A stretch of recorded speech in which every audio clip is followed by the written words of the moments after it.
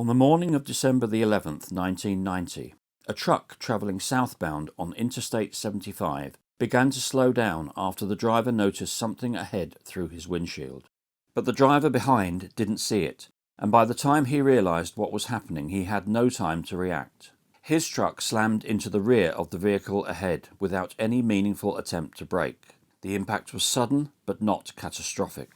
Both drivers climbed out of their vehicles, shaken but uninjured, and stood on the roadside looking over the damage. It was the kind of accident that happens every day.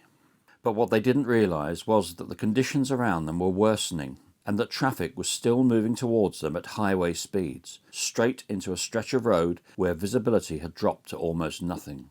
Within less than a minute, the crash they were standing beside would become the starting point of one of the worst multi-vehicle pileups in United States history, all stemming from what the first driver had noticed through his windshield: the fog.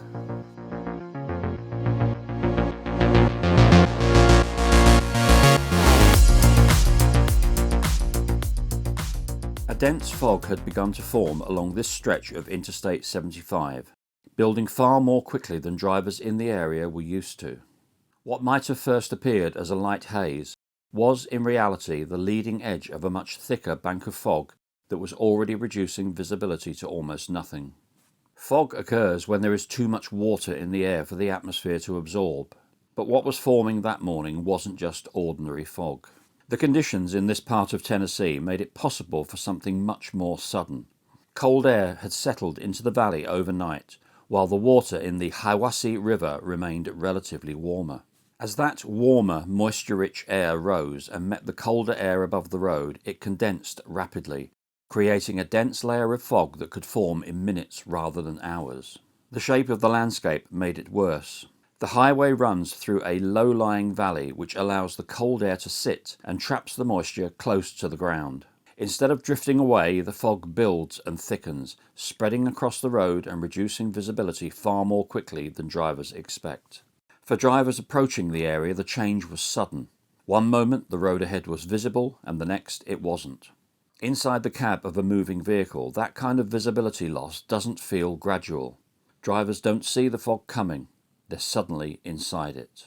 And for those already on that stretch of road, the fog wasn't just dense. It was uneven and patchy.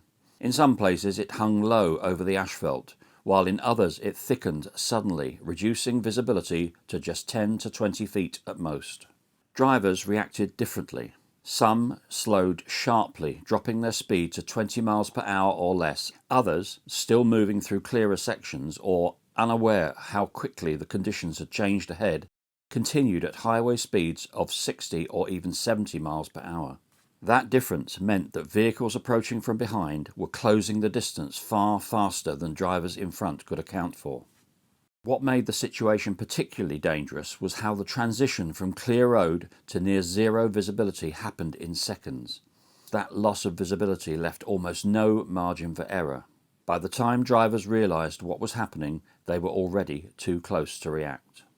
Tennessee State Trooper Bill Dyer had been monitoring this section of Interstate 75 that morning. When he first checked conditions, visibility had been acceptable, the kind of light fog drivers in the area were used to navigating. But as the morning progressed, it became clear that this was something different. When he first left the area, conditions had still been manageable, but by the time he returned, the fog had intensified rapidly. It was during this period that the initial collision occurred, the same one the two truck drivers now stood behind, unaware of what was about to unfold. Further back along the southbound lanes, vehicles continued to enter the fog. Brake lights would appear suddenly out of the white haze, leaving little time to react before impact. Dyer would later recall what it was like as the situation unfolded. As I rolled down the windows, I could just hear the cars crashing into each other, one after another. One by one, more vehicles collided with those already stopped or slowing ahead. What had begun as a minor accident quickly turned into a chain reaction, each new impact adding to the growing line of wreckage hidden within the fog. Within minutes, that single point of impact expanded into a mass of vehicles stretching along the southbound lanes. At the same time, drivers travelling northbound began to slow as they encountered the same conditions, only to be struck from behind by vehicles still moving at speed. From the initial collision to a full-scale pileup involving dozens of vehicles, the situation escalated in less than 10 minutes. As those conditions continued to worsen, drivers further back along the southbound lanes kept entering the fog. Among them was a passenger car, a 1991 Oldsmobile, moving at speed into a stretch of road where traffic had already slowed to a stop. The driver had no clear warning. Visibility had dropped so suddenly that by the time the vehicles ahead became visible, there was no time to avoid them. The Oldsmobile struck the rear of one of the trucks involved in the initial collision. Moments later, another truck slammed into the back of the car, crushing it between the two much larger vehicles. The force of the impact was devastating. A fire broke out almost immediately. The driver and passenger inside the Oldsmobile were trapped and both were killed. It was the first fatal moment of the disaster, and it marked a shift from a series of collisions into something far more severe. Further back, the chain reaction continued to build. For drivers who had already come to a stop, the danger hadn't passed. It was still coming towards them, hidden within the fog. There was no clear direction to move and very little time to decide. Among those caught in the crash was a driver named Mike Curtis, who had managed to get out of his vehicle just moments before the collisions intensified. He would later describe the scene around him. The sound of impacts, explosions, and people calling out for help. I knelt down and asked God to help get me through it. There was nothing else he could do in that moment. As the crashes continued around him, Curtis moved towards the wreckage. A motorhome slammed into the front of his truck, followed by another vehicle striking it from behind.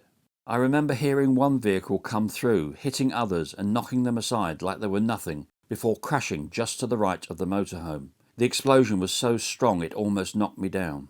In the chaos that followed, Curtis pulled a 14-year-old boy from the wreckage, then returned to help the boy's mother. He tried to reach the boy's father. All I could see was fire.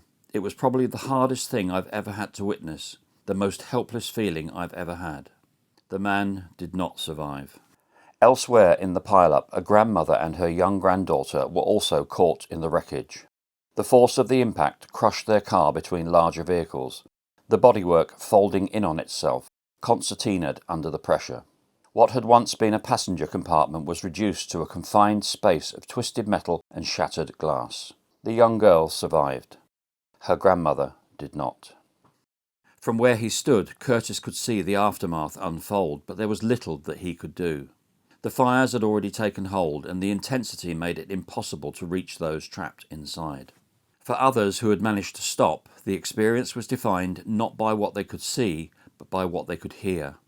Collisions happening somewhere in the fog, out of sight. The sound arriving before the impact itself.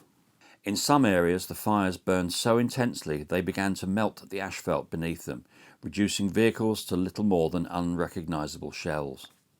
What had started as a single rear-end collision had now spread in both directions, creating two massive pile-ups on one of the busiest highways in the region.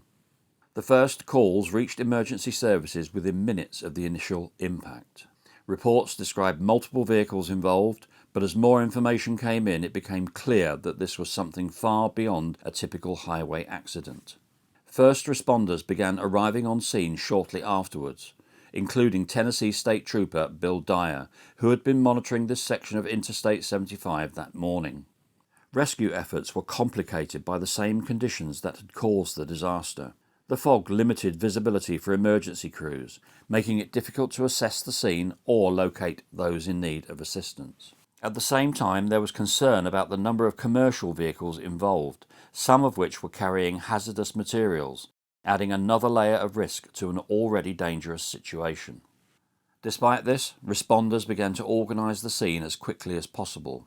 By around 9:30 a.m, a triage area had been established along the northbound side of the highway, where the injured could be assessed and treated. The nearby overpass was repurposed as a landing site for medical helicopters, allowing the most seriously injured to be transported to hospitals in Cleveland, Chattanooga, and Athens. More than 200 emergency personnel would eventually take part in the response, working through the wreckage to locate survivors and assist those who could be reached. Among them was Father Bob Brody, a priest from St. Luke's Episcopal Church in Athens, Tennessee, who also served as chaplain to the Tennessee State Patrol. Having just left a meeting earlier that morning, he made his way towards the scene and encountered a level of destruction that stretched for miles. Vehicles were piled together in ways that made it difficult to distinguish where one crash ended and another began. Some had been crushed beyond recognition, while others were still burning. Moving through the scene, Father Brodie offered what support he could, praying with the injured and the dying, and providing comfort in a situation where there was little else that could be done. A makeshift morgue was established along the median of the highway, where the bodies of those who had lost their lives were brought. For those who survived, the experience was difficult to fully process. By the time the fires were extinguished and the wreckage cleared, the scale of the disaster had become clear. 99 vehicles had been involved in the pileups, 12 people had lost their lives, and dozens more had been injured.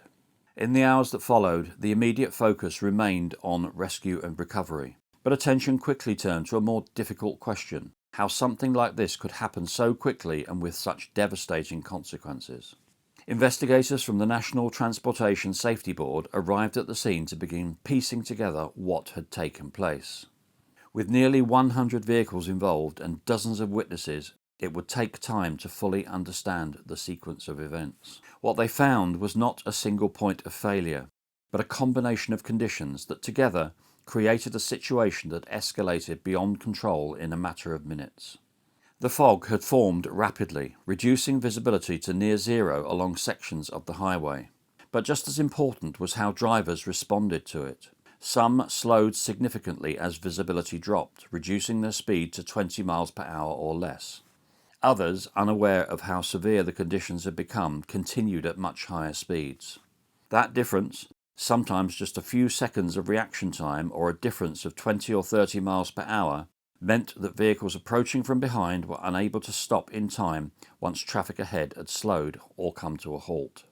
Attorneys representing the victims and their families began conducting their own investigations, working alongside engineers, meteorologists and industry experts to examine the conditions that morning in greater detail.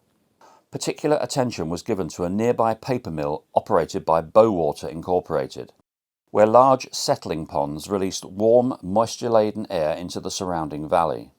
Some experts concluded that this may have contributed to the rapid formation and unusual density of the fog, creating conditions far more severe than drivers would have reasonably expected.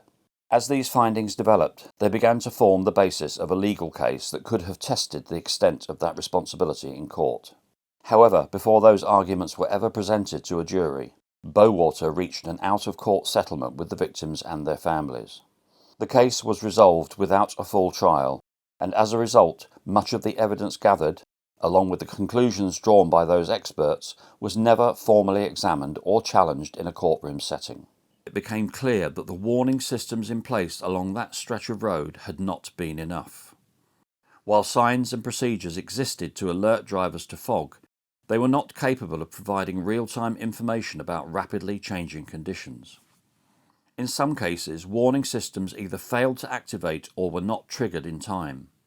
There were also reports that warning lights in one direction were not functioning, while those in the opposite direction had been flashing continuously for several days, leading some drivers to ignore them altogether. In response, significant changes were made. That section of Interstate 75 was equipped with a modern fog detection system designed to monitor visibility continuously. Sensors were installed to measure conditions in real time, alongside radar systems to track vehicle speeds and cameras to provide live views of the roadway. These systems were linked to automated warning signs and variable speed limits, allowing traffic to be slowed well before drivers reached the most dangerous areas. Under reduced visibility, speed limits could be lowered from 70 miles per hour to 50, and then further to 35 as conditions worsened. In extreme cases, access to the highway could be restricted entirely until it was safe to reopen. For those who had been there that morning, however, the psychological impact of the disaster extended far beyond the physical damage.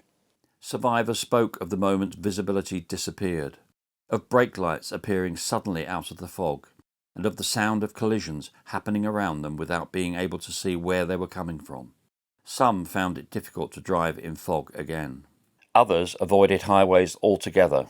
For first responders, the memory of what they had witnessed, people trapped in their vehicles burning to death, the harrowing screams and a scene that had unfolded faster than anyone could control, remained long after the road had been cleared. It took 3 days before that stretch of highway could be reopened. The damage had been so severe that 1,000 feet of the road had to be torn up and repaved, the asphalt having melted beneath the intensity of the fires from burning cars and trucks. Dyer would later recall how the smell of gasoline lingered in the air, mixing with the fog, which he said had been so dense it resembled steam. Today, drivers travelling along Interstate 75 near Calhoun may notice the warning systems, the flashing signs and the reduced speed limits when conditions change. To most, it is just another stretch of highway. But what happened there on that December morning serves as a reminder of how quickly ordinary conditions can turn dangerous, and how little time there can be to react when visibility is lost at highway speeds. It began with something barely noticeable through a windshield, and within minutes it became something no one on the road had time to understand, let alone escape. This was obviously a terrible accident with significant loss of life. It just goes to show how nature can sometimes combine with industry to produce devastating conditions. Our condolences go out to the families of those who lost their lives, and our best wishes to those who were injured. Despite the nature of the information, I hope you appreciated the way it was presented. I'll see you on the next one, and I'll say bye-bye for now.